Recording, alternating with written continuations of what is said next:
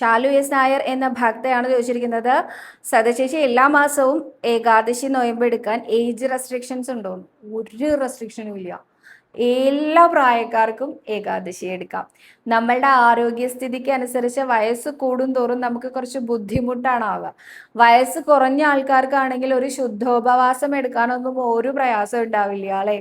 അവർക്ക് ശീലം ഉണ്ടാവും. ഒരു നേരം ഭക്ഷണം സ്കിപ്പ് ചെയ്താലോ അല്ലെങ്കിൽ ഒരു ദിവസം ഭക്ഷണം സ്കിപ്പ് ചെയ്താലൊന്നും അവർക്കൊരു ബുദ്ധിമുട്ട് വരില്ല. എന്നാൽ പ്രായം കൂടുന്തോറും ജീവിതശൈലി രോഗങ്ങളും മറ്റ് ബുദ്ധിമുട്ടുകളും ഒക്കെ വന്നു കഴിഞ്ഞാൽ പിന്നെ നമ്മളെ ഇങ്ങനെ ഓരോ ഉപവാസങ്ങൾ സ്വീകരിക്കുക മൂലം നമ്മുടെ കുടുംബാംഗങ്ങൾക്ക് ബുദ്ധിമുട്ടാവും.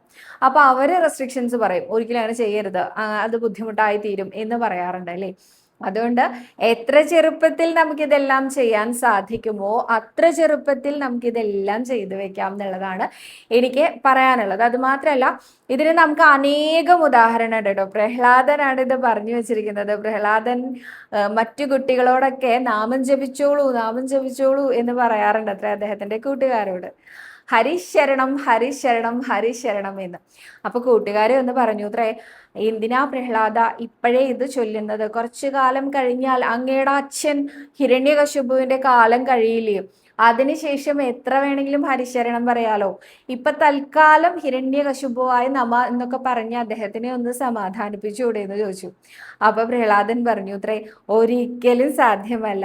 എപ്പോൾ മുതൽ നമ്മൾ എത്ര ചെറുപ്പം മുതൽ ഇതൊക്കെ ശീലിച്ചു വരുന്നു അത്രയും നല്ലത്. അങ്ങനെ നമ്മുടെ ജീവിതം അതായത് ആ ശീലം മാത്രമേ നമുക്ക് ഓരോ വർഷം കഴിയും തോറും കൊണ്ടു നടത്താൻ പറ്റുള്ളൂ. അവസാനം ആവാം എല്ലാം എന്ന് വിചാരിച്ചാൽ ഒരിക്കലും സാധിക്കില്ല എന്നാണ് അദ്ദേഹം പറഞ്ഞത്. അതുകൊണ്ട് തന്നെ എൻ്റെ അച്ഛൻ ഹിരണ്യകശിപു എത്ര കാലം അദ്ദേഹത്തിന്റെ കാലം ഉണ്ടാവും എന്ന് വിചാരിച്ചിട്ടാണ് ഞാനിത് നിർത്തിവെക്കുക.